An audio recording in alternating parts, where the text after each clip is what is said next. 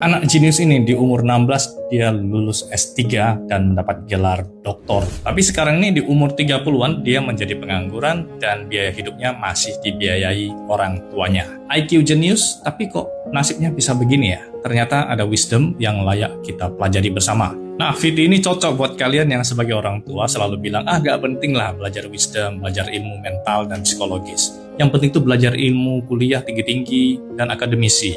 Maka video ini untuk kalian. Oke, kita mulai. Anak ini bernama Chang Xin Yang, umur 2 tahun. Dia sudah bisa mengenal aksara Mandarin ribuan aksara, sehingga dia bisa membaca koran di rumahnya. Maka orang tuanya merasa anak ini jenius, lalu segera memasukkan dia ke SD di umur 5 tahun. Dan kelas 1, kelas 2, kelas 3 bisa diselesaikan dalam 3 bulan saja. Kelas 4 di skip, dan umur 6 tahun langsung masuk kelas 5 SD. Orang tua anak ini juga berlatar belakang akademisi, sempat kuliah MBA, namun tidak tamat karena orang tuanya tidak sanggup membiayainya. Jadi orang tua bocah jenius ini sangat berekspektasi pada anaknya. Tes IQ anaknya itu mencapai 140, IQ superior dan jenius. Umur 7 tahun akhirnya dia tamat SD, lanjut ke SMP, dan kelas 3 SMA dia sudah berumur 9 tahun. Di umur 11 tahun lanjut masuk ke universitas.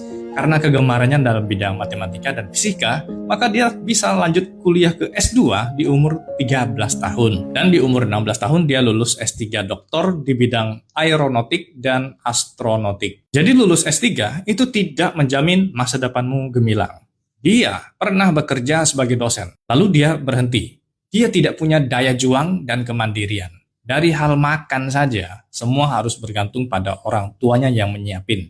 Anak ini tidak punya teman, karena di kampus dia dianggap sebagai bocah aneh dan jenius. Dia hanya anak dari orang tua miskin dari kota kecil, jelas tidak dipandang oleh siapa-siapa. Akhirnya anak itu tumbuh menjadi minder, berekspektasi tinggi, dan tidak mandiri. Banyak orang menyarankan dia untuk bekerja agar bisa menjalani kehidupannya dengan baik. Tapi dia selalu bilang, makan gaji, mana bisa mencapai financial freedom.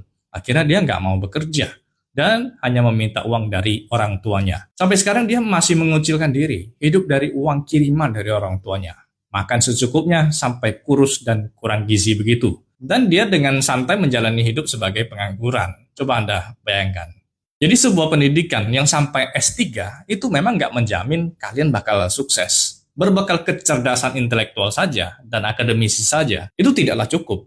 Seharusnya ada kedewasaan mental dan spiritual. Bagaimana menurut kalian? Silahkan berikan pendapat Anda di kolom komentar. Terima kasih.